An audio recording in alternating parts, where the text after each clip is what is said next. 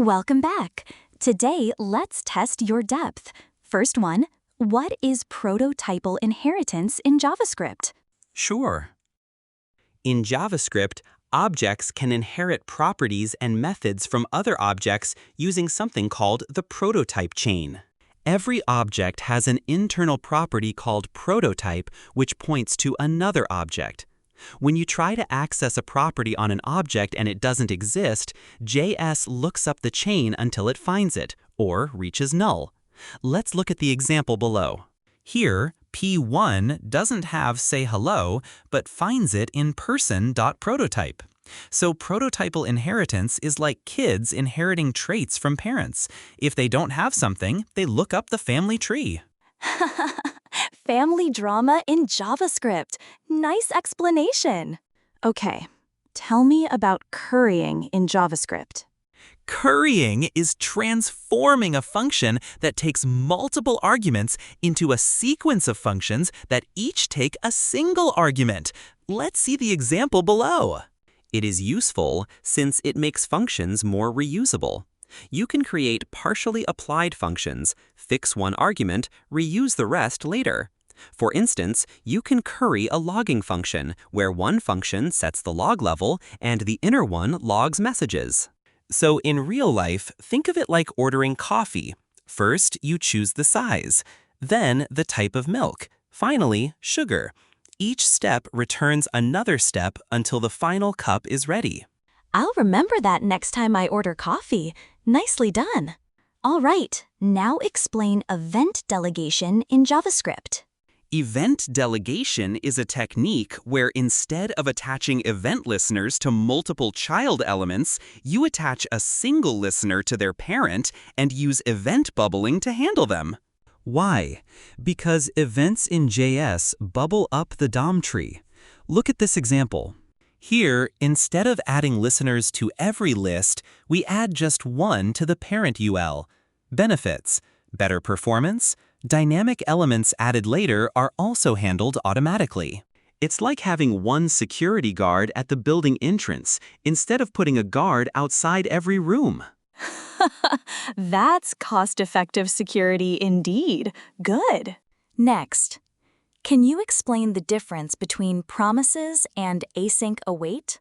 Yes, a promise represents a value that will be available now, later, or never. You use .then and .catch to handle success and errors. Async await is syntactic sugar over promises, introduced in ES8, which makes asynchronous code look synchronous and more readable. Let's see the example with promises. Both work with the same underlying mechanism. Async await just reduces callback nesting and improves readability. So, promises are like you promising your friend to return a book. Async await is like waiting at their door until they hand it over. Okay, what is debouncing and throttling in JavaScript? Performance optimization techniques. Debouncing ensures a function is executed only after a certain time has passed since the last call. Useful for search boxes. Don't call API on every keystroke. Wait until typing stops. Check out this example below. Throttling ensures a function is executed at most once in a given time interval, even if called multiple times. Useful for scroll or resize events. Analogy: debounce. Like waiting for your crush to finally stop typing before you reply. You respond only once they finish. Throttle. Like limiting yourself to check your WhatsApp only once every 10 minutes, no matter how many notifications arrive. Very relatable examples. Perfect. Okay, now let's level up. Can you explain the difference between call, apply, and bind in JavaScript? Sure. All three are used to control the value of this in a function call. Invokes a function immediately with arguments passed individually. Apply, same as call, but arguments are passed as an array. Bind returns a new function with this bound, but doesn't execute immediately, as mentioned in the example below. So call is like borrowing a friend's bike and riding it instantly. Apply is the same, but you give fuel in a container, array. Bind is like reserving the bike for later. You get the keys but ride later. Read aloud the bike example. Good.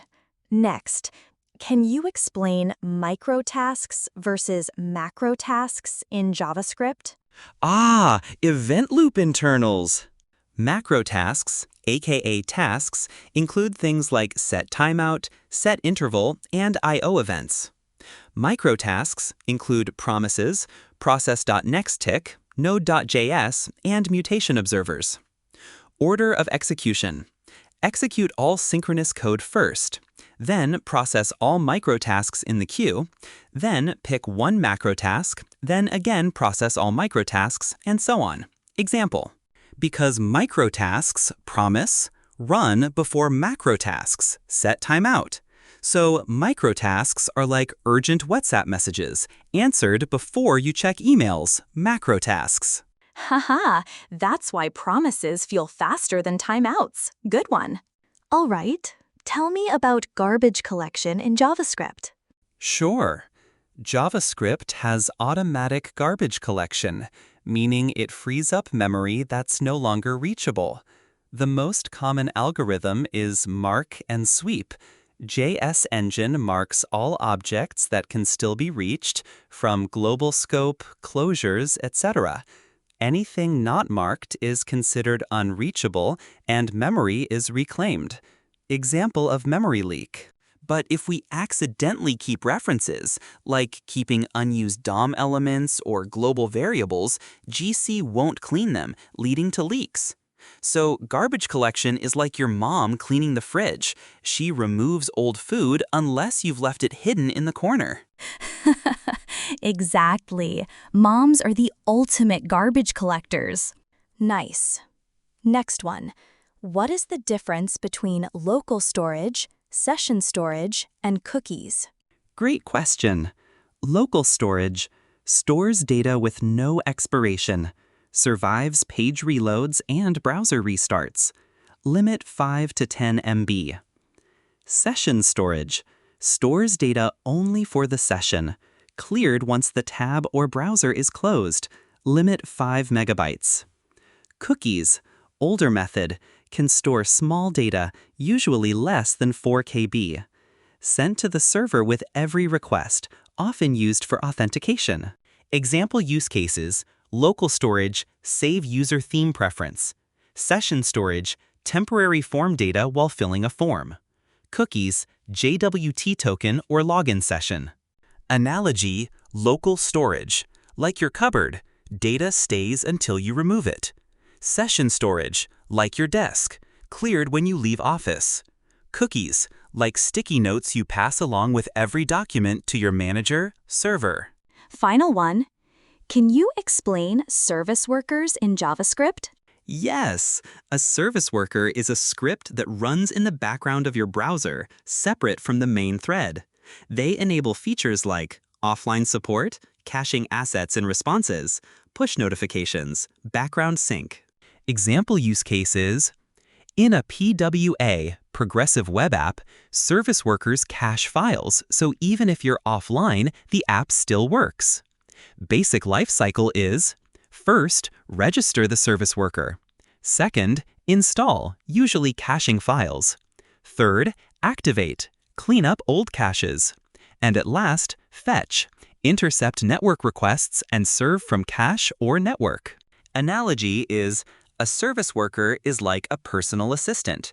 Even when you're away, offline, they manage tasks and deliver things on your behalf. Great, that's a very neat explanation. PWAs are hot these days, so that'll help. You nailed some pretty advanced concepts today, especially the analogies. Loved it. Thank you. I try to keep things memorable, technical, but with a pinch of humor. That's exactly how interviews should be. Great job.